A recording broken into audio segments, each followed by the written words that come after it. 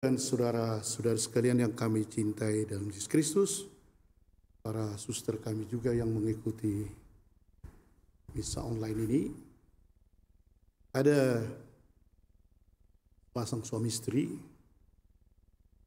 Rupanya ketika orang tua si laki-laki meninggal, ada warisan, tapi berupa surat, dan dikatakan di situ, nanti coba kalian cari ada harta karun, buatlah petanya di gua sana yang saya tinggalkan dulu.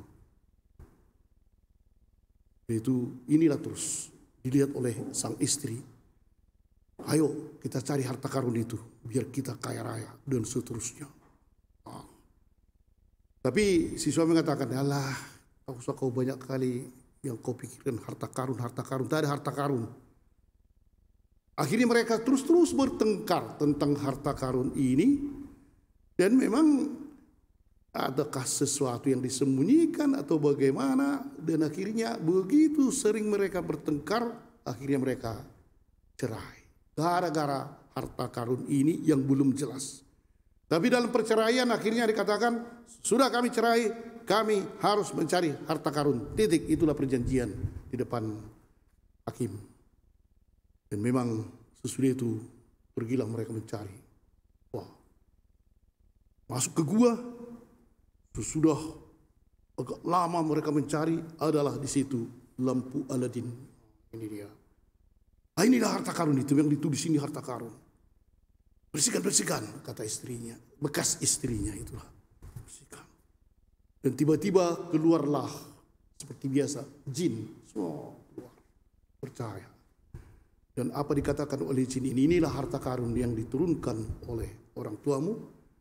Saya harus bertanya karena kau suami yang membuka, ada 3 permintaan yang bisa kau usulkan, biar saya berikan, itulah harta karun. 3 permintaan apapun. Cuma kalau saya berikan kepada engkau 1, maka akan lipat 2 kepada bekas istrimu ini. Jadi kalau ku minta umpamanya 10 rumah, ya rumah bekas istrimu akan jadi 20. Mulailah dia keberatan. Si istri, cepat, katanya, cepat, lama kali, 5 triliun minta, biar 10 triliun, mampus kau. Berpikir-pikirlah dia. Oke, katanya. Ayo jin, kasihlah kepada 10 rumah di Setiabudi. Sama istri 20 rumah. Menari-nari istrinya. Biar kau rasakan. Saya minta 200 miliar. Dapat istrinya 400 miliar. Mau lompat-lompat istrinya. Lebih miskin kau dari aku. Mampus. Yang terakhir, yang ketiga, tak bisa lagi lewat dari sini. Buatlah aku jin ketakutan setengah mati. Mampus. Dan istrinya dibuat ketakutan sampai mati. Akhirnya itulah yang terjadi. Gara-gara harta karun bukan menjadi keselamatan yang ada, tapi justru rupanya kematian dan kehancuran ada. Pada hari ini, para bapak dan ibu dan saudara sekalian, ini tentang harta karun juga. Sampai ada tadi menemukan di ladang dan dipendamnya lagi, lalu dengan sukacitanya ia pergi menjual seluruh miliknya, membeli ladang itu. Dan ada lagi mutiara, pedagang yang mencari mutiara yang indah, ditemui dan akhirnya seluruh miliknya dijualnya untuk membeli mutiara itu. Tapi bagaimana sebenarnya ya? Betapa bernilainya rupanya harta ini dan mutiara ini sampai orang rela menjual segalanya untuk memperoleh. Tapi itulah yang dikatakan oleh Yesus, harta itu, harta terpendam dan mutiara itu sebenarnya kerajaan surga. Kalau orang mau selamat atau kalau orang mau akhirnya berhasil dalam hidupnya, apa boleh buat?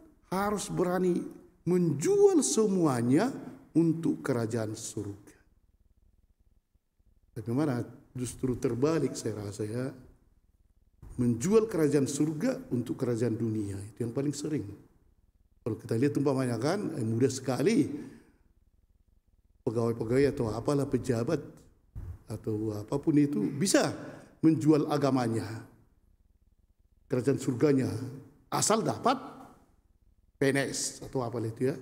Ada mungkin yang mau apalah, mau cari jodoh, jual iman, jual kerajaan surga, asal dapat yang diinginkan.